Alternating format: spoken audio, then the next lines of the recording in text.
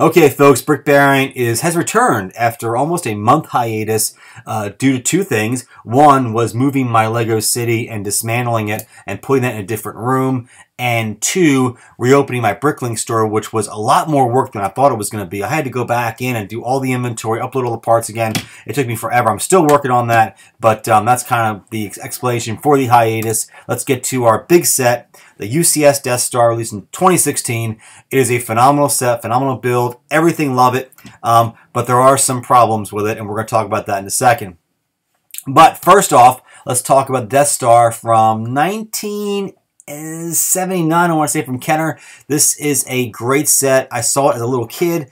Never got it, but my friend had it, and we played with it for hours. I mean, the trash compactor actually had little sponges in there to represent the trash. You put the minifigures in there. I have seen this loose on the secondary market for between $200–300. Have not seen one still sealed in the box. So if anyone has seen one in the box and has a price on that, I would be curious to know what that is. Drop that in the comments, and let's move on.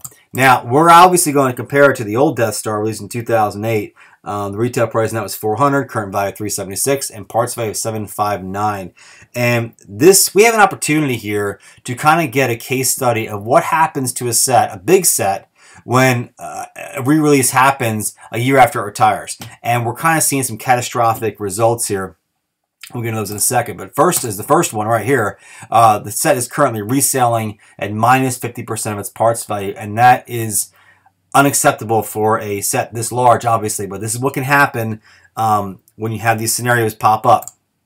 Getting back to the new Death Star, there weren't a lot of changes to the new Death Star as opposed to the old Death Star. There were a few. They added some more minifigures. Obviously, the hair molds for Han Solo are obviously new. But realistically, this thing shot up from 10.5 cents a brick on the old one to 12.4 cents a brick on the new one. They did give you some extra bricks here. They have almost 200 more, a little over 200 more bricks on this and pieces, but at $100 retail for that is absolutely ridiculous. I mean, that's like going to the store and getting a Yoda Starfighter, that size set, and paying $100 for it retail. It's absurd. But you know, I don't know, man. I can't judge it or unjudge it. It's just the reality. We have to kind of accept it and move on. Now, looking at the minifigures, we have both sets here, 24 for the old one, 27 for the new one. The total of the minifigs on the old set were 181.23 currently, average price 7.54, representing 45% of the set's original retail price. On the new one, we have 27 minifigs, total of 238, average of 8.8, representing 47% of the set's original retail price. Now, again, pretty close, pretty similar. Not really sure what to read into that too much. Just showing you what the numbers are. But again, I think it just goes back to what I was saying. You know, when you have a set on the shelves, a big set for almost 5 or 6 years, and then you retire it for a year and bring a new one out that's almost identical to it, even with more money. The previous one you were holding, the 10188 set, unfortunately does take a massive hit, and that's kind of what we're seeing right now. So parts value on the new set is $730. And normally that wouldn't be a bad spread, in considering, you know, like that you want to get to $1,000 as a spread here. At $730, you're almost halfway to that. But the fact that it's a UCS set and a big set at that, with lots and lots of pieces, typically on big epic sets like Modulars, Ghostbuster Firehouse, Ninjago City, I mean, typically you are doubling on the parts. If a set retails, say, for $300, the parts are usually worth about $600 or even higher. That's not happening here because of the high price per piece count. Lego just, I think they're overreaching a little bit. They're going to sell a lot of these, and I'm probably going to buy one. I'll be honest with you. I'm not going to turn it away. But yeah, that's kind of what we're seeing right now. So getting back to all the wrap up here, 2 years after retirement, we're kind of looking at $500 price tag minus 6% depreciation from the previous Death Star at $470, $730 in the parts minus 50%, $365. These numbers, I promise you, will be a lot better.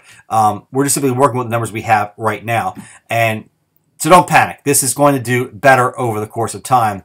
You know, and that's moving on. So 8 years after retirement, we have 803 on the parts, minus 50%, putting us at 401, and 500 minus 48% depreciation at 260. again, these numbers only reflect the data we have now. It's going to be different for sure 2, 3, 4 years out. These numbers, I think, are not going to happen. I think they're going to be much, much better than this. But I'm only simply giving you what we have at this point. The bottom line here is, for me anyways, this set, although it's a wonderful set, and I'll be honest, I'm probably going to buy it. I'm probably going to buy it just to put in my personal collection. I'll probably keep it on the shelf. I don't know if I'll build it or not right away, but it's too awesome of a set not to have. But as far as an investment goes, I'm going to probably stay clear of it. My fear is that this new Death Star will be out for another 4 or 5 years. They may retire it for a year, maybe 2, and bring another Death Star out. I think it's going to be one of those kind of big, iconic sets that LEGO's always going to want in the retail shelves. And if that's the case, it does kind of spell doomsday for the previous Death Stars that preceded it. So, but we don't know that for sure, so we can't use it as a guarantee. But that's just my fear.